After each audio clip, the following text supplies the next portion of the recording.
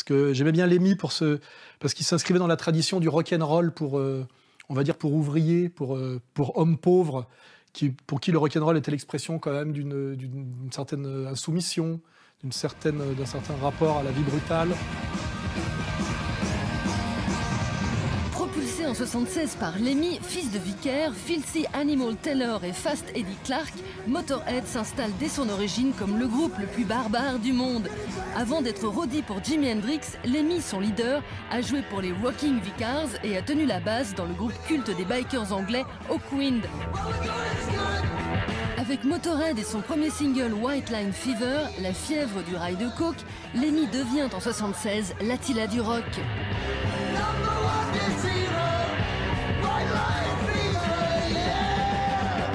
Et j'étais en plus allé le voir au Zénith, je crois que la dernière fois qu'il s'est produit en France. J'avais eu le plaisir d'aller l'écouter. C'était pas spécialement ma musique, mais ça m'avait rappelé par la clientèle que c'est un type qui faisait d'énormes salles. Hein. Lui, il jouait pas au Bataclan, hein, devant des bobos, et qu'en fait c'était vraiment le hard rock, puisqu'on parle de hard rock.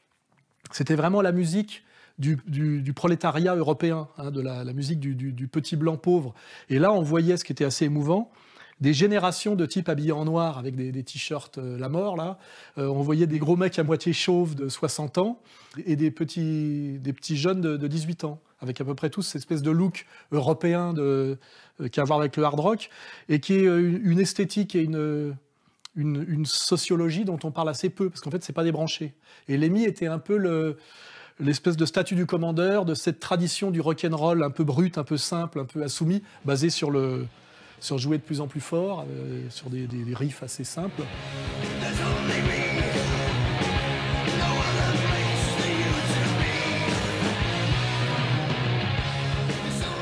Et avec le type en plus qui avait vraiment un physique assez avec beaucoup de charme, une espèce de type comme ça une vie simple, bien alcoolisé, avec toujours la même tête, la même manière il jouait de la basse, ce qui est assez marrant aussi, le côté bûcheron, quoi.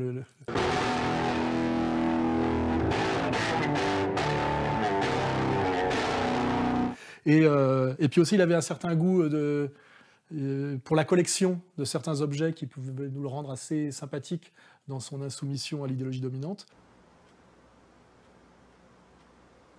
Everybody collects something, right? Drummer in my old band used to collect elephants. There's elephants all over his fucking apartment. I think my collection is more interesting. Donc la mort de Lemmy m'a dit c'est la fin d'une certaine époque assez pure, assez héroïque et assez sociale du rock'n'roll. Hein, parce qu'il ne faut pas oublier que le rock'n'roll, ce n'est pas uniquement le vecteur de l'idéologie libérale libertaire. C'était aussi, dans les années 60, qui veut nous amener à Bowie, notamment dans la société anglaise, puritaine, un peu dure, avec les enfants en uniforme, les châtiments corporels, l'esprit assez légitime et authentique d'une insoumission, d'un désir de révolte, de rêve, d'une autre vie, avec aussi, il ne faut pas l'oublier, beaucoup de talent.